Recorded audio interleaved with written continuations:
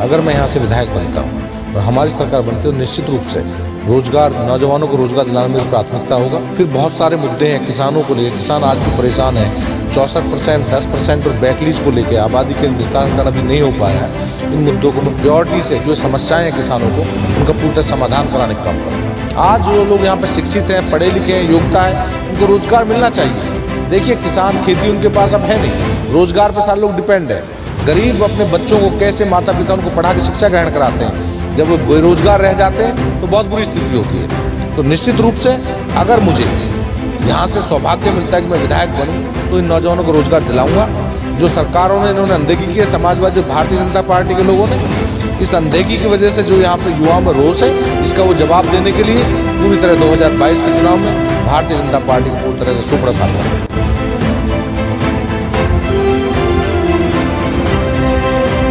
इस विधानसभा चुनाव 2022 की सरगर्मी जोरों पर है। फिलहाल हमारे साथ मौजूद हैं जेवर के बसपा विधानसभा प्रत्याशी एडवोकेट नरेंद्र डाड़ा। आइए इनसे खास बातचीत करते हैं कि इस चुनाव में इनके क्या प्रमुख मुद्दे रहेंगे, क्या प्राथमिकता रहेंगी। नरेंद्र भाटी जी, बहन कुमारी मायावती का गौतम बुद्ध नगर जिला है, इसमें आप जेवर विधानसभा से बसपा प्रत्याशी के रूप में चुनाव मैदान में हैं। क्या आपके चुनावी मुद्दे रहेंगे और प्राथमिकता क्या रहेगी? देखिए, सबसे पहले तो मैं आपको धन्यवाद देता हूं कि आप लोगों ने आए और मेरी बात जो आप सुन रहे हो। मेरी पहली प्राथमिकता ये रहेगी, जो स्थानीय, जो हमारे युवक हैं, जिनमें योग्यता है, जो शिक्षित हैं, उन्हें मैं रोज़गार दिलाने के लिए पूरी तरह से प्रयास करूँगा। अगर मैं यहाँ से विधायक बनता हूँ और हमारी सरकार बनती है तो निश्चित रूप से रोजगार, नौजवानों को रोजगार दिलाना मेरी प्राथमिकता होगा। फिर बहुत सारे मुद्दे हैं किसानों को लेकर, किसान आज भी परेशान है। 64%, 10% और बैकलीज को लेकर आबादी के विस्तारीकरण अभी नहीं हो पाया है। इन मुद्दों को मैं प्योरिटी से, जो समस्याएं हैं किसानों को, उनका पूरी तरह समाधान कराने का काम करूँगा। रोजगार की बात की जाए जी, तो गौतम बुद्ध नगर एक औद्योगिक जिला है जी। यहाँ पर ये रोजगार की जो दिक्कत है, ये काफी लंबे समय से चले आ रही है। क्या इसका सबसे बड़ा कारण है? देखिए, इसका सबसे बड़ा कारण ये रहा कि जो यहाँ सरकारें रही, चाहे वो समाजवादी पार्टी की रही, अब मौजूदा भारतीय जनता पार्टी की सरकार है, यहाँ के जो भी जनप्रतिनिधि रहे, उन लोगों ने, इन सरकारों ने इस जिले के नौजवानों के साथ पूरा जो है सौतेला व्यवहार किया और उनको जो रोजगार को की जो इनकी जो वादे इलेक्शन टाइम पे किए, इन्होंने वो वादे पूरे नहीं किए। आज जो लोग यहाँ पे शिक्षित हैं, पढ़े लिखे हैं, योग्यता है, उनको रोजगार मिलना चाहिए। देखिए, किसान, खेती उनके पास अब है नहीं, रोजगार पर सारे लोग डिपेंड है। गरीब अपने बच्चों को कैसे माता पिता उनको पढ़ा के शिक्षा ग्रहण कराते हैं, जब वो बेरोजगार रह जाते हैं तो बहुत बुरी स्थिति होती है। तो निश्चित रूप से अगर मुझे यहाँ से सौभाग्य मिलता है कि मैं विधायक बनूँ तो इन नौजवानों को रोजगार दिलाऊंगा।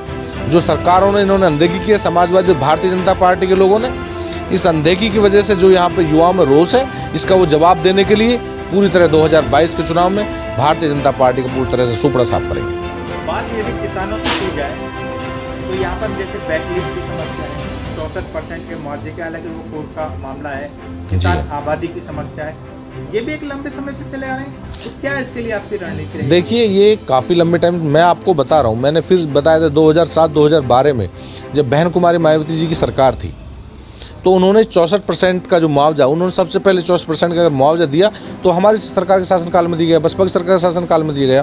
उस टाइम पे भी कुछ किसान जो कोर्ट पहुंचे थे, कोर्ट ने केवल कुछ किसानों के लिए, चिन्हित किसानों के लिए बोलते थे कि 64% मिलना चाहिए, पर हमारी नेता बहन कुमारी मायावती जी ने सभी लोगों को 64% का मुआवजा देने का काम किया था। आज यहाँ पे जो सरकार है, कोर्ट कहता है कि आप दीजिए, एक लोग चिन्हित करता है, उसको आधार बना के इनको सबको 64% मुआवजा देना चाहिए, पर ये लोग नहीं दे रहे हैं, अनदेखी कर रहे हैं। एक दूसरा सवाल ये आता है जी कि गौतम बुद्ध नगर की बात करें तो समाजवादी पार्टी की सरकार में गौतम बुद्ध नगर जिला बन गया। बिल्कुल बिल्कुल।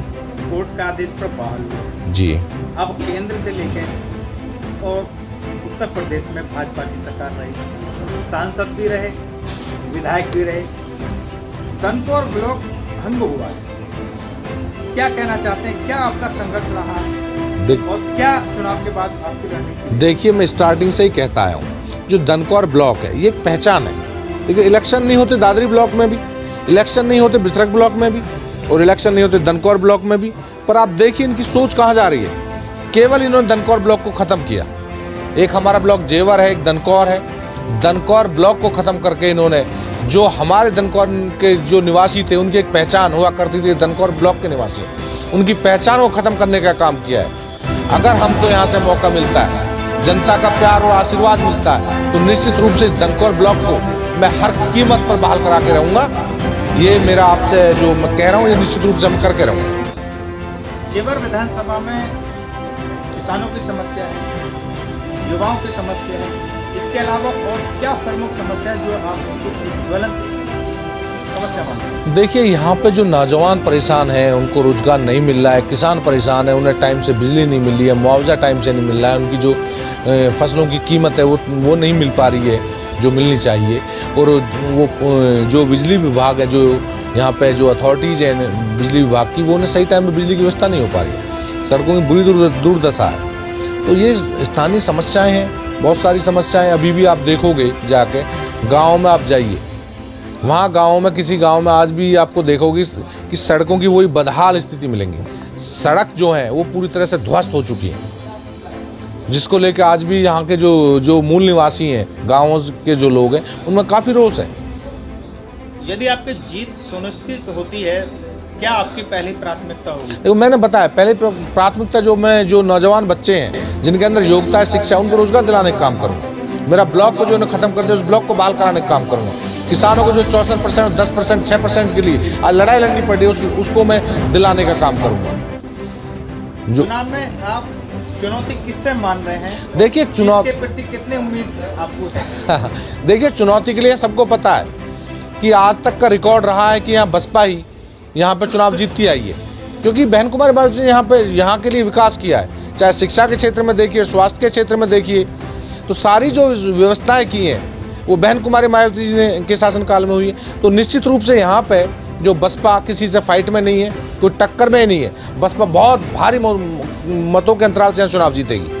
अच्छा, कई प्रत्याशी ऐसे भी हैं जो दूर से आकर चुनाव लड़ रहे हैं? देखिए, सबको पता है कि नरेंद्र भाटी टाड़ा उनका भाई है, उनका बेटा है, उनका दोस्त है। ये मेरा घर है, मेरे पूर्वज यहाँ के रहने वाले, मैं यहाँ का मूल निवासी, मेरा बचपन यहाँ बीता, मेरी जवानी, मेरा बचपन यहाँ बीता, मेरा पूरा जीवन यहाँ बीतेगा। सबको पता है कि नरेंद्र अपना है, और जो बाहरी प्रत्याशी आ रहे हैं उनकी क्या स्थिति होने वाली है, ये आप सब लोग जानते हो। तो यही है कि जी, मैं जनता से यही अपील करना चाहता हूँ कि ये नरेंद्र भाटी टाड़ा आपका अपना है, आपका भाई है, आपका बेटा है, आपका साथी है।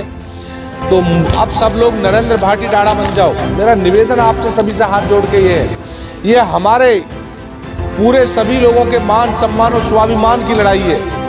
इस मान सम्मान की, स्वाभिमान की लड़ाई को लड़ने के लिए सारे लोग एकजुट हो जाओ। आपके मान सम्मान स्वाभिमान को मैं वापस लेके आऊँगा, और एक वादा करता हूँ, जो यहाँ की भारतीय जनता पार्टी या समाजवादी सरकार ने जो हमारे नौजवानों की अवहेलना की है, जो हमारे बुजुर्गों का अपमान किया है, जो हमारे पूर्वजों का अपमान किया है, हमारे सब लोगों की अनदेखी की है, तो निश्चित रूप से आपकी जो हमारी पहचान खत्म करने का काम किया है, उस पहचान को वापस लेके आऊँगा, उस खोए हुए सम्मान को वापस लेके आऊँगा। ये मैं आप सबसे वादा करता हूँ। पर आप सबको एकजुट होना पड़ेगा, पूरी ताकत से लगना पड़ेगा। ये लड़ाई हमारी फासिस्टवादी सोच के लोगों से है, तो आप मेरे साथ आ जाइए। ये विधानसभा वास्तव में ही आप सबका, हम सबका घर है, आंगन है। कुछ बाहरी लोग यहाँ के समीकरण बिगाड़ना चाहते हैं, पर मैं जानता हूँ आप लोग जागरूक हो, आप पूरी ताकत से आ जाइए। यही मैं आप सबसे निवेदन करता हूँ। जी नमस्कार। इस वीडियो को लाइक करें, हमारे चैनल को सब्सक्राइब करें और बेल आइकन जरूर प्रेस करें